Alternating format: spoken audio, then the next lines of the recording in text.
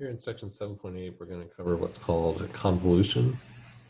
This is basically just one more tool that we can use along with Laplace transforms to solve differential equations.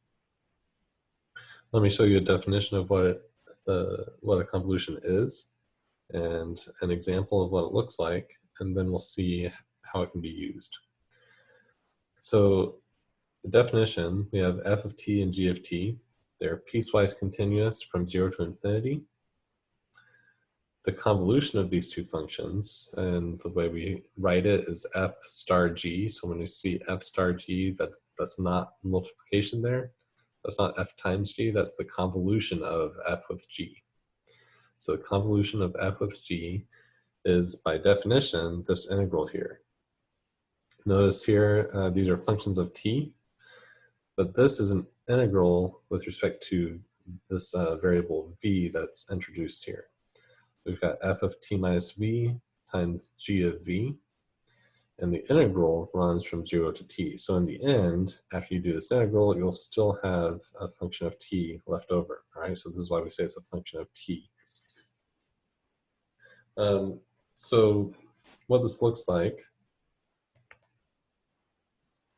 here, t is our f of t, t squared is our g of t.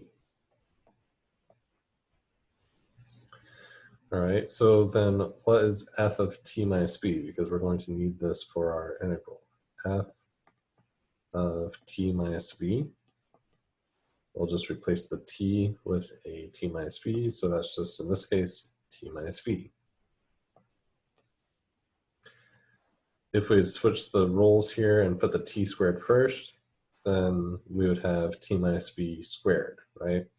But here, just to keep things simple, let's do f of t equals t.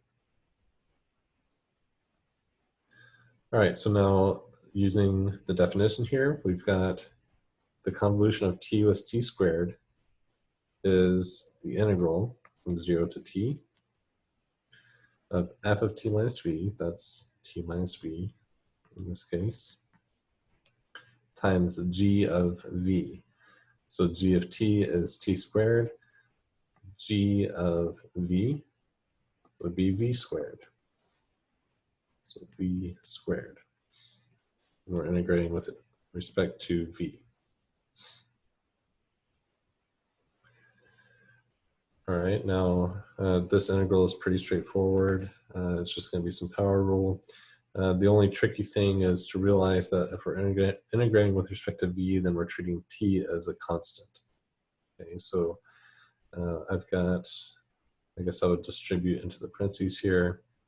I've got the integral from 0 to t of t times v squared minus v cubed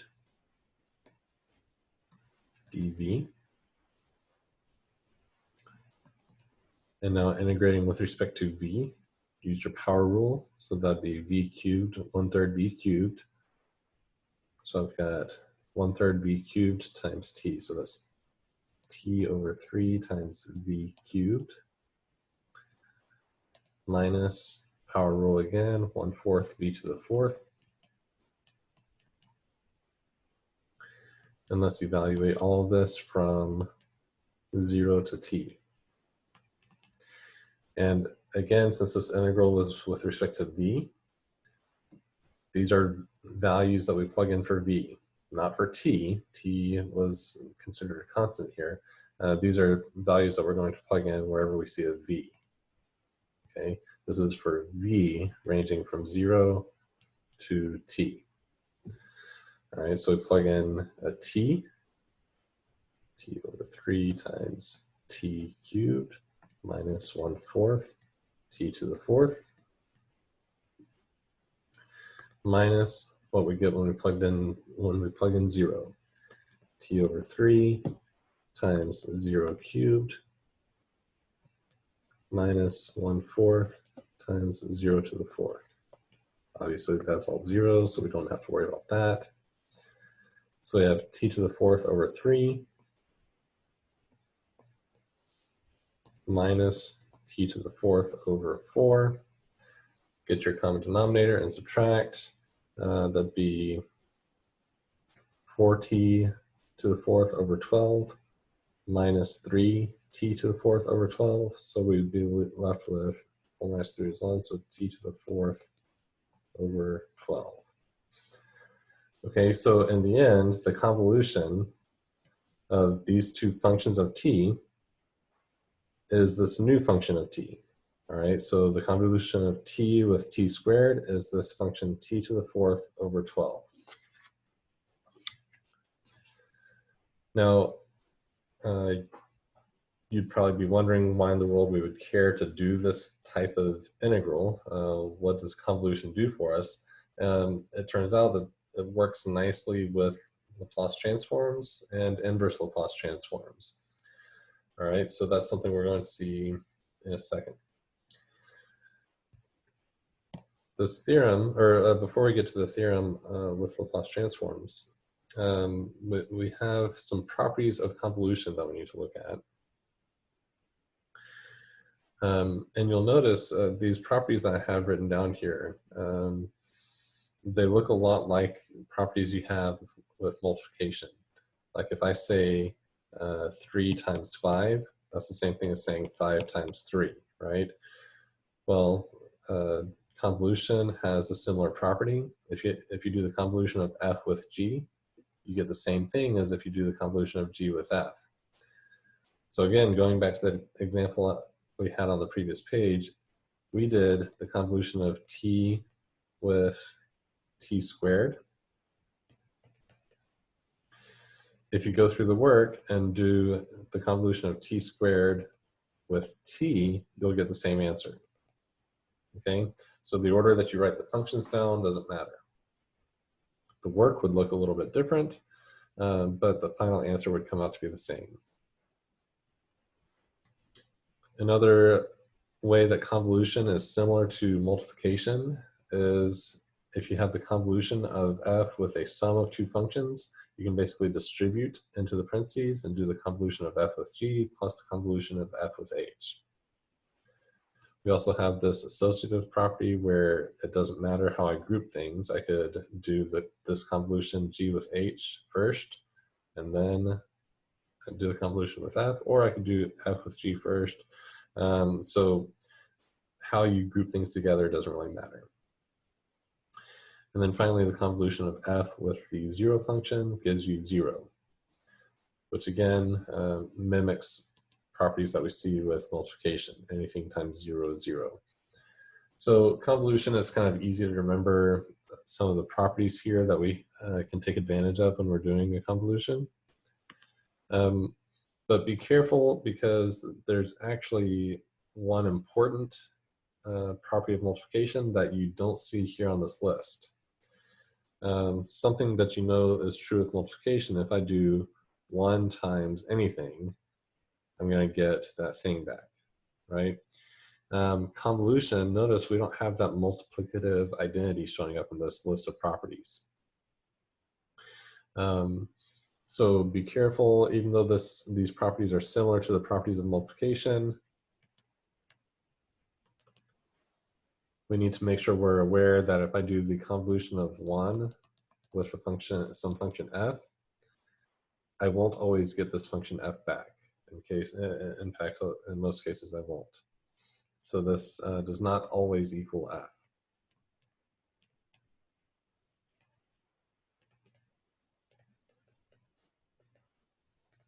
All right, so a convolution of a function with 1 does not give you that function back. So that's one way that this convolution, these convolution properties differ from multiplication. All right, so now let's get to that theorem I was talking about that shows us how convolution works nicely with Laplace transforms. So if we have two functions, f of t and g of t, that are piecewise continuous from 0 to infinity. Now, make sure you understand what piecewise continuous means.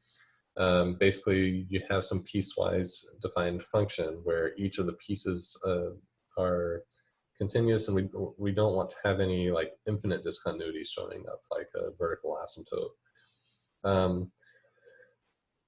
But we've got two functions that are piecewise continuous from 0 to infinity and of exponential order alpha. Now, this is a requirement that basically, whenever this is true, piecewise continuous from 0 to infinity and exponential order alpha, all this means to us is that the Laplace transform for these two functions exists. All right, so you can take all of this part of the theorem and basically just interpret it as saying that I can take the Laplace transform of these two things and it'll work.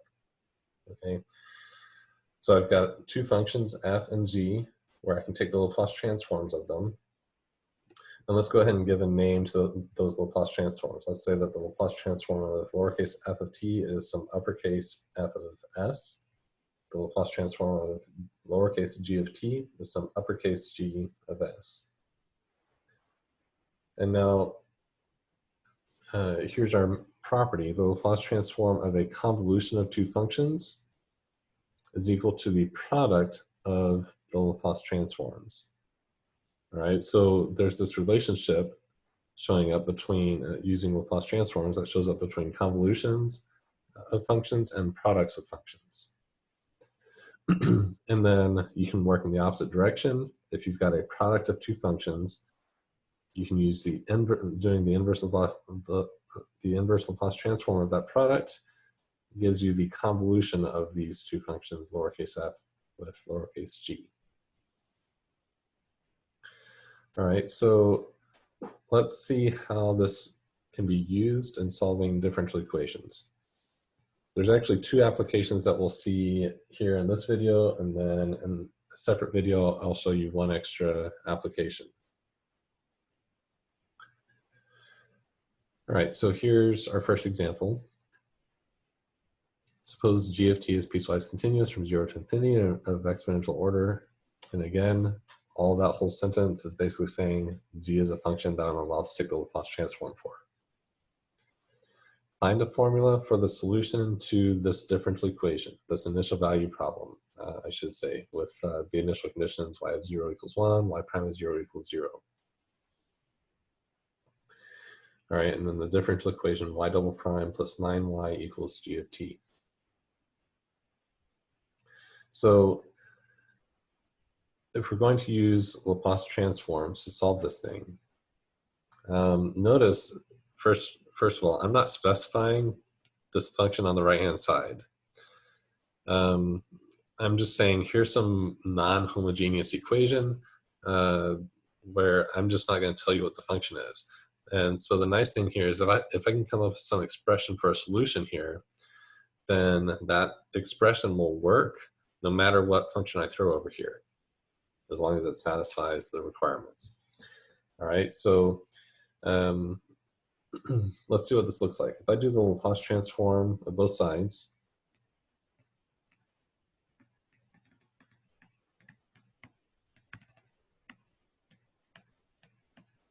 now let's just say that the Laplace transform of lowercase g of t is capital G of s. So on the right-hand side, I have g of s.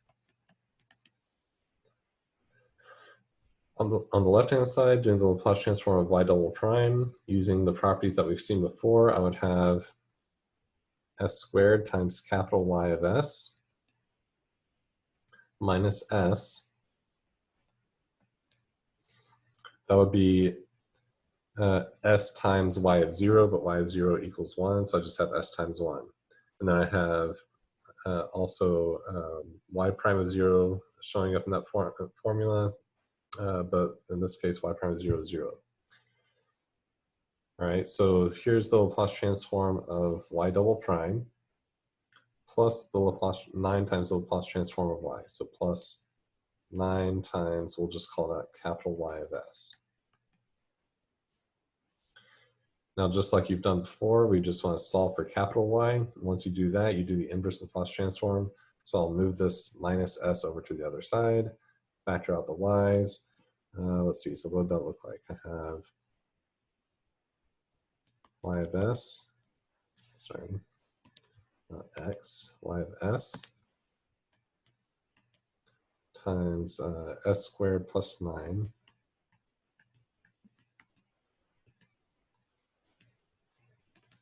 And I'm moving this minus s over to the other side, so I have g of s plus s. And then I'll divide off the s squared plus 9 from both sides. So I have capital Y of s equals, and I'll write this as two separate fractions. I've got g of s over s squared plus 9 plus s over s squared plus 9. All right, so this is our capital Y of s. Now, to get our solution, y of t, this lowercase function y of t, I need the inverse Laplace transform. All right, so taking the inverse Laplace transform of both sides, undoing my Laplace transform takes me back to my function y of t.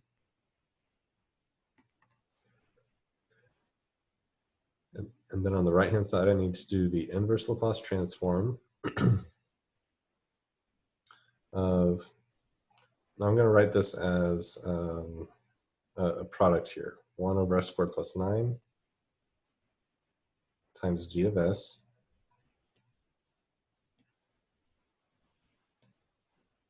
and then I'll separate this off with a separate inverse Laplace transform. This is not Laplace, this is inverse Laplace.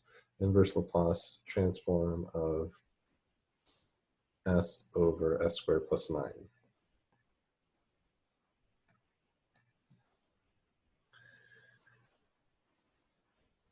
Now, one last thing I'll do here is this function right here, this 1 over s squared plus 9, if you look at your table of Laplace transforms, it's really close to matching something in that table. We would have s squared plus 3 squared on bottom. If I have a constant on top, I want that constant to match this 3 that I would have down here, the 3 squared. So I really want a 3 up top. So let me just fix that. So I'm going to change this 1 to a 3. But to compensate for that, I need to throw in a 1/3 out in front. Okay. So now this function is something that I can read off the inverse Laplace transform for straight from the table. So is this function right here. Okay. But now this is something we haven't been able to do before. Up until now, if I have a product of two functions, we didn't know how to do the inverse Laplace transform of a product of two functions. All right, that wasn't a rule that showed up anywhere in any of our tables of properties of Laplace transforms. But now, again, going back to our theorem, this is what we have. We're doing the inverse Laplace transform of a product of two functions. It's equal to the convolution of the two inverse Laplace transforms. All right, so if I know that these individually, let's just do a little scratch work. Do I know these pieces individually? Well, what's the inverse Laplace transform of 3 over s squared plus 9? If we look in our table, that's sine of 3t.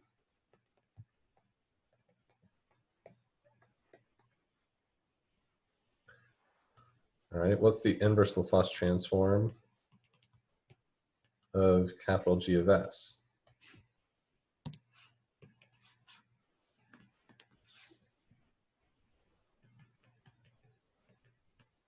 Well, where did this G of s come from? It came from doing the Laplace transform of G of t. So if I undo this, I get back my function G of t.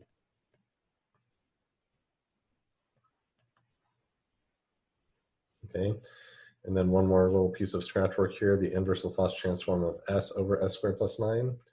That's cosine of 3t.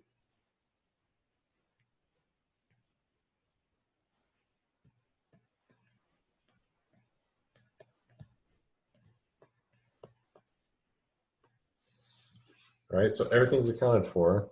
I know the inverse Laplace transform of these two pieces, and since they're being multiplied, again, according to this theorem, I just need the convolution of their two inverse Laplace transforms. All right, so I've got 1/3 times the convolution of the inverse here was sine of 3t. So I'm going to do the convolution of sine of 3t with the inverse Laplace transform of this one, which was g of t.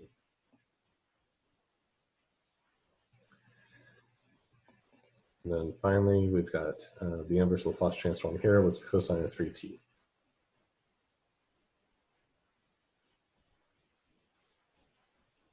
Okay. And now what we have here is an expression that gives us the solution to this differential equation, no matter what g of t is. Throw in any function you want over here, as long as it satisfies the requirements. Throw in any function you want over here, and we've got the solution to that differential equation. Okay, so we've really just solved a whole classification of differential equations all at once, and you know, if throw in whatever function you want over there, and basically you've just got one step to get your final answer. You just have to do one little integral here. So rewriting this in terms of our definition of the of convolution, that would be 1/3 times integral from 0 to t of sine of 3, and then I'm replacing the t with a t minus v.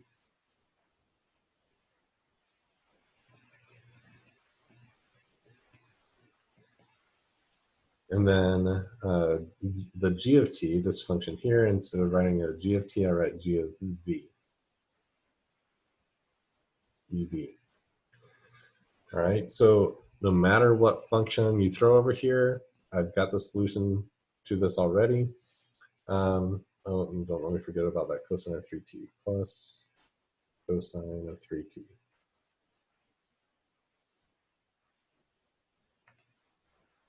All right, so this one integral is all I need to do to finish out my answer once I know what g of t is. All right, so this is one application of convolution, as it gives us these nice formulas for solutions to these differential equations. One other application that might be useful sometimes is it actually gives us an alternative to doing partial fractions. All right, so let me show you that. That'll be the last thing I'll do in this video. And then I've got one more thing I'll show you in a separate video. All right, so as an alternative to partial fractions, let's say, for example, you need to find the inverse Laplace transform of 14 over s plus 2 times s minus 5. Now, again, we're doing the inverse Laplace transform of a product of two functions. I can think of this as, I guess, let me pull the 14 out front. 14 times the inverse Laplace transform of 1 over s plus 2 times 1 over s minus 5. Now, before I go any further, notice, again, before today, we didn't have any rule that told us how to handle the inverse Laplace transform of a product of functions. Before today, the only way we could handle this is to rewrite this using partial fractions as some number over s plus 2 plus some other number over s minus 5. Find a and b, and then get your inverse Laplace transform. So here I'm going to show you a way we can do this and get our answer without needing to do partial fractions. Which method is more convenient or easier kind of depends on the situation. In this case, I would actually probably say that partial fractions may be slightly easier.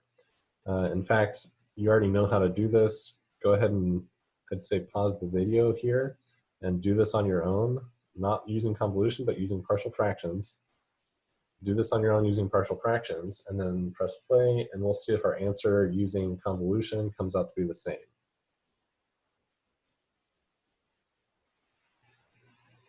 All right, so if I'm going to use that convolution theorem, the inverse Laplace transform of a product of functions is going to be the convolution of the inverse Laplace transform of each of these individual factors. So I need to do the convolution of the inverse Laplace transform of 1 over s plus 2, do the convolution of that with whatever we get when we do the inverse Laplace transform of 1 over s minus 5.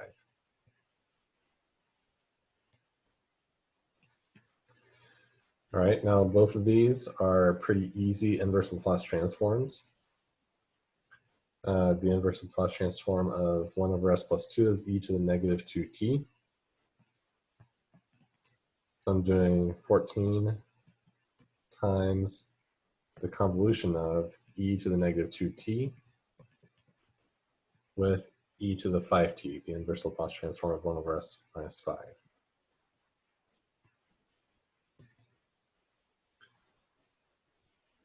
All right, so up until now, this looks pretty straightforward.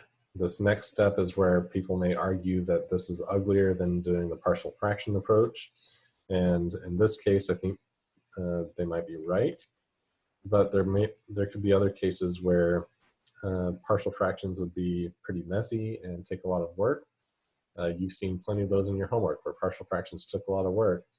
But here, the convolution method might be a little bit faster than some of those. So here, what this would look like, again, going back to our definition of convolution, this convolution gives me an integral. It's the integral from 0 to t. And this first function, I replace the t with a t minus v. So that's e to the negative 2 times t minus v. The second function, I replace it with, I just replace the t with a v, e to the 5v.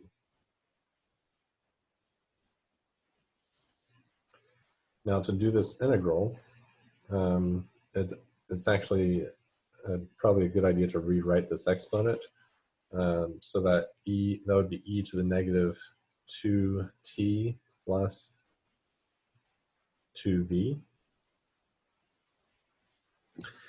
And we know from our properties of exponents, I could rewrite this as e to the negative 2t times e to the 2v. Okay, so this first factor here, I can rewrite it this way. All right, so 14 integral 0 to t, e to the negative 2t times e to the 2v times e to the 5v dv. Now, when you do these integrals, remember, this is an integral with respect to v, so anything involving a t is considered a constant. So this right here is a constant. I can go ahead and pull that outside of the integral. So I have 14 e to the negative 2t times the integral from 0 to t. Now here, when I multiply these together, I add my exponents. Adding my exponents, I'm doing e to the 7v. And now this is an easy antiderivative. I'm doing the antiderivative of e to the 7v. That's 1/7 e to the 7v.